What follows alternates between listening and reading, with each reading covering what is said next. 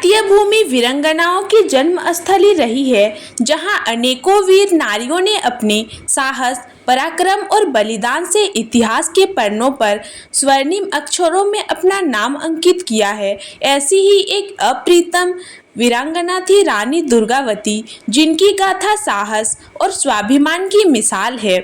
यह कथा सिर्फ एक योद्धा रानी की नहीं, बल्कि उस नारी शक्ति की कहानी है जिसने अपने प्राणों की आहुति देकर भी अपने सम्मान और मातृभूमि की रक्षा की। रानी दुर्गावती का जन्म 5 अक्टूबर 1524 को कलिंजर के चंदेल वंश के राजा कीरत राय के घर में हुआ था। उनके जन्म से ही यह स्पष्ट हो गया था कि यह कन्या कोई साधारण बालिका नहीं, बल्कि भविष्य में एक महान योद्धा और पराक्रमी शासक बनेगी। उनका नाम दुर्गावती इसीलिए रखा गया क्योंकि वे माँ दुर्गा की भांति तेजस्विनी और साहसी थी।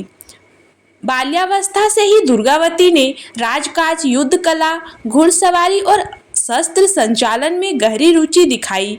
तलवारबाजी, धनुविद्या और रण कौशल में वे किसी भी राजकुमार से कम नहीं थी। उन्होंने बचपन से ही कठोर परिश्रम किया और अपने पिता की छत्र छाया में एक निडर योद्धा के रूप में स्वयं को तैयार किया। जब विवाह योग हुई तो उनके लिए अनेकों राजाओं से प्रस्ताव आए, लेकिन उन्होंने स्वयं को केवल एक वीर पुरुष के साथ जोड़ने का निर्णय किया। अंततः उनका विवाह गोंडवाना राजा के शक्तिशाली शासक दलपत शाह से हुआ। इस विवाह ने चंदेल और गोंड राजवंशों को एकजुट कर दिया। यह विवाह केवल दो हृदयों का मिलना नहीं था, बल्कि दो वीर परंपराओं का संगम था। विवाह के पश्चात दुर्गावती ने राज्य संचालन में विशेष रुचि ली। उनके पति दलपत शाह उन्हें राज्य संचालन के कार्यों में सहयोग देते थे और धीरे धीरे उन्होंने अपनी प्रशासनिक कुशलता को सिद्ध कर दिया। दुर्भाग्यवश विवाह के कुछ ही वर्षों बाद दलपत शाह का निर्धन हो गया, जिससे पूरे गोंडवाना राज्य में शोक की लहर दौड़ गई। दलपत शाह की मृत्यु के बाद उनके पुत्र नरहरि शाह बहुत छोटे थे, अतः रानी दुर्गावती ने स्वयं राज्य की बागडोर संभाली। वे एक कुशल शासक थी और उन्होंने अपने राज्य को समृद्ध एवं शक्तिशाली बनाया। उनके शासनकाल में न्याय व्यवस्था, कृषि, व्यापार और सैनिक संगठन पर विशेष ध्यान दिया गया। रानी ने अपनी राजधानी गढ़मंडला को सुदृढ़ किला बनवाया और अपने राज्य की सीमाओं को सुरक्षित रखने के लिए एक मजबूत सेना तैयार की। उन्होंने अपने दरबार में योग्य मंत्रियों और सेनापतियों को स्थान दिया और गोंडवाना को आत्मनिर्भर बनवाया। रानी दुर्गावती के शासनकाल में मुगल साम्राज्य अपने चरम पर था और अकबर ने अपनी सत्ता को विस्तार देने के लिए गोंडवाना पर आक्रमण की योजना बनाई।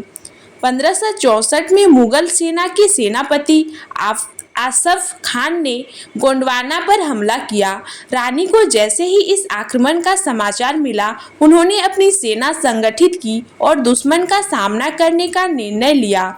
उन्होंने अपने सीमावर्ती क्षेत्रों की सुरक्षा बढ़ा दी और एक सशक्त सेना तैयार की। उनके पास कुशल घुड़सवार, वीर धनुर्धर और शक्तिशाली सैनिक थे। रानी की सेना ने मुगलों का डटकर मुकाबला किया। उन्होंने स्वयं अपने प्रिय सारंगी नामक हाथी पर सवार होकर रणभूमि में वीरता का परिचय दिया।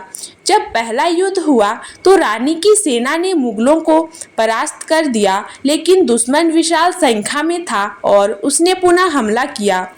24 जून 1564 को जबलपुर के निकट नरई की घाटी में अंतिम युद्ध लड़ा गया। रानी दुर्गावती ने अपनी पूरी शक्ति से लड़ाई लड़ी, लेकिन जब उनकी सेना कमजोर पड़ने लगी तब उनके सेनापतियों ने उन्हें पीछे हटने की सलाह दी, लेकिन एक वीरांगना के लिए पीछे हटना अपमानजनक था। रानी ने अंतिम समय तक शत्रुओं का संहार किया। जब उन्होंने देखा कि अब जीत असंभव है और वे शत्रु के हाथों बंदी नहीं बनना चाहती, तो उन्होंने अपनी कटार स्वयं अपने हृदय में भोंक ली और वीरगति को प्राप्त हुई। उनका बलिदान इतिहास में अमर हो गया। वे हार कर भी अमर रहीं क्योंकि उन्होंने अपने स्वाभिमान और स्वतंत्रता के लिए अपना जीवन बलिदान कर दिया। रानी दुर्गावती केवल गोंडवाना की रानी नहीं थी, बल्कि वे भारत की उन महान वीरांगनाओं में से एक थी जिन्होंने मातृभूमि के सम्मान के लिए अपने प्राणों की आहुति दी।